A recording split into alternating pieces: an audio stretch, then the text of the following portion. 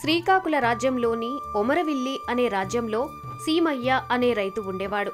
అతని హయాంలో అతనికి తండ్రి ఇచ్చిన 2 ఎకరాల పొలాన్ని కష్టపడి 20 ఎకరాలు చేశాడు. అతనికి కొడుకు లచ్చన్న.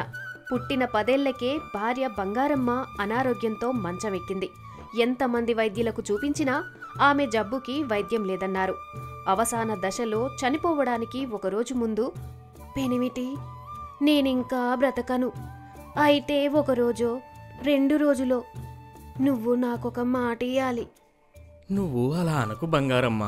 నువ్వు మంచంలో పడుకున్నా నా కళ్ళ ముందు కనపడితే నాకు ధైర్యంగా ఉంటుంది. నువ్వు నా కోసం బ్రతుకుతావు బంగారమ్మ. అదంతా నీ భ్రమయ్యా. కాడు రమ్మంటుంది, ఊరు పొమ్మంటుంది. నాకు తెలుస్తుందయ్యా, నేను 2 రోజుల కన్నా ఎక్కువ బ్రతకను. కాని ఈ జన్మలో నాకు నీలాంటి పెనిమిటిని ఇచ్చినందుకు ఆ దేవుడికి రుణపడి ఉంటాను. అంత మాట అనకు బంగారమ్మ. నువ్వు భార్యగా దొరకడం నా అదృష్టం. సరే కాని నువ్వేదో మాట ఇయ్యాలా అంటున్నావు. ఏం కావాలి నీకు? ఏం లేదయ్యా, నేను పోయాక నువ్వు మళ్ళీ పెళ్లి చేసుకోమాక. ఆ వచ్చే సవతి తల్లి సరిగ్గా చూడకపోతే నా బిడ్డ లచ్చన్న అన్యాయమైపోతాడు. ఇదే నా చివరి కోరిక. తీరుస్తావు కదూ? బంగారమ్మ, నా బొందిలో ప్యానం ఉన్నంతవరకు నువ్వే నా భార్యవి. మరో ఆడదానికి చోటుండదు. నిజంగా ఒట్టేసి చెబుతున్నా. మన కొడుకు లచ్చన్నని ప్రయోజకుడిని చెయ్యాలి. తప్పకుండా బంగారమ్మ. నీ కోరిక ప్రకారం వాడిని ప్రయోజకుణ్ణి చేస్తాను అని సీమయ్యకు మాటిచ్చిన 2వ రోజునే బంగారమ్మ చనిపోయింది.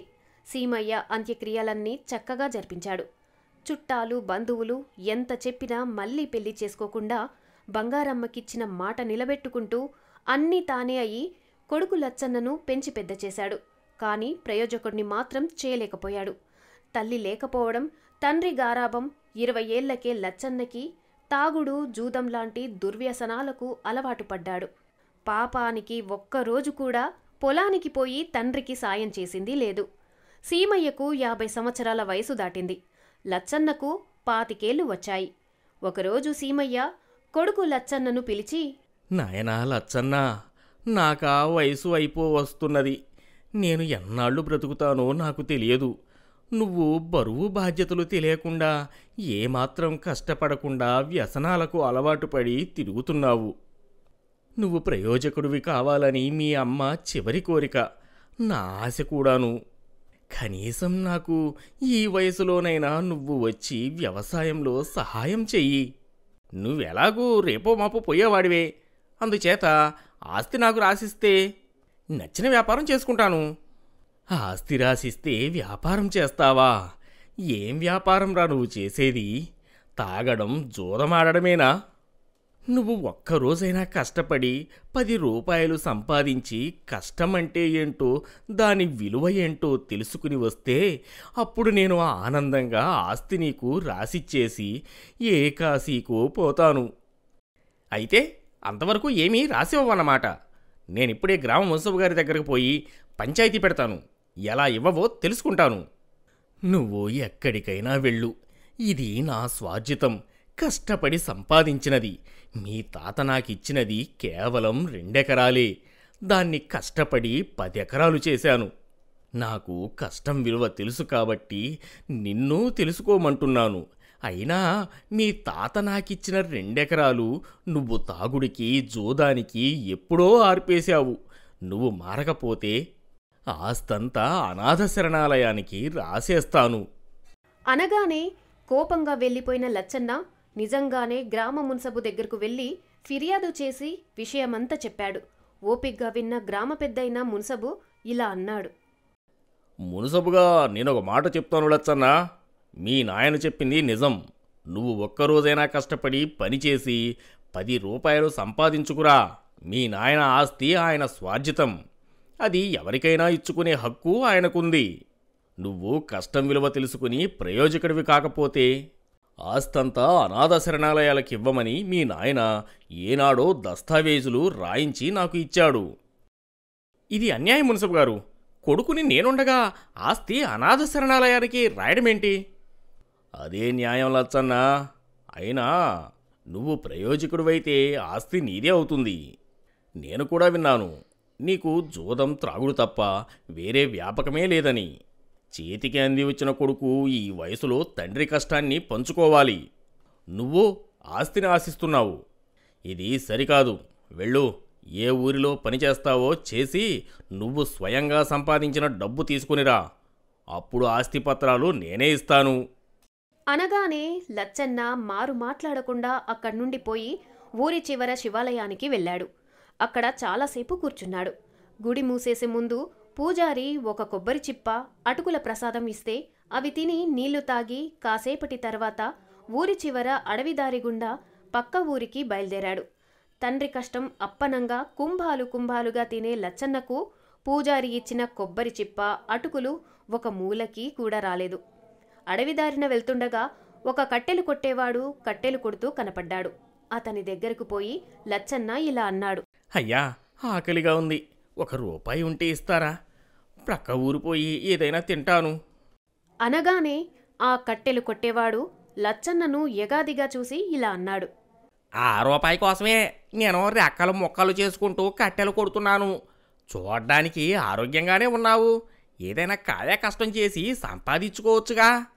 నాకు ఏమీ చేత కాదయ్యా. ఏ కష్టమూ చేయకుండా తిండి దొరకదు. నేను నా భార్య పిల్లలను పోషించుకోవడానికే రోజు రెక్కలు ముక్కలు చేసుకుని కట్టెలు కొడితే కానీ 10 రూపాయలు దొరకవు.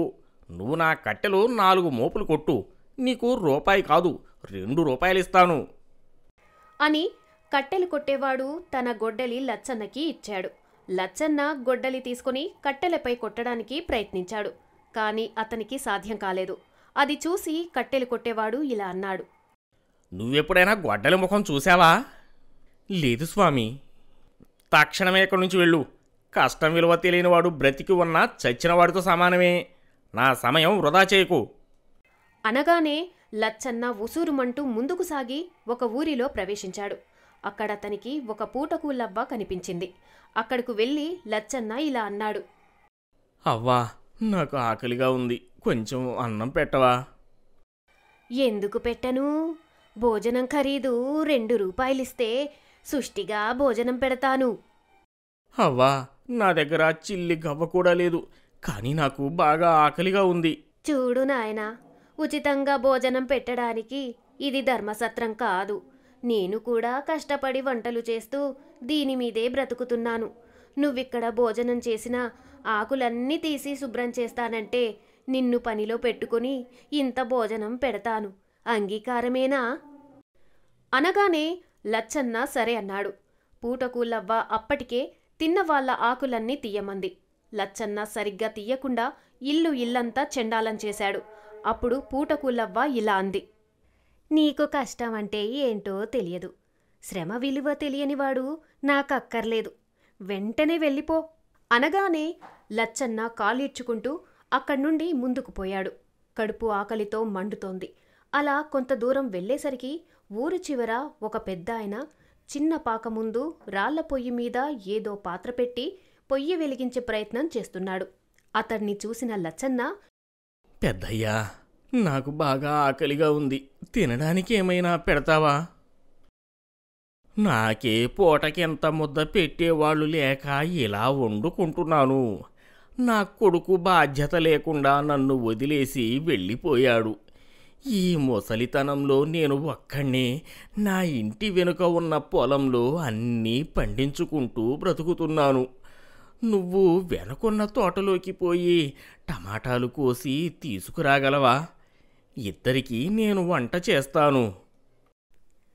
అనగానే లచ్చన్న వెళ్ళి టమాటాలు కోసి తీసుకొచ్చాడు. పెద్దయ్య వంట చేసి ఇద్దరికీ వడ్డించాడు. తినడం అయిపోయాక పెద్దయ్య లచ్చన్నతో ఇలా అన్నాడు.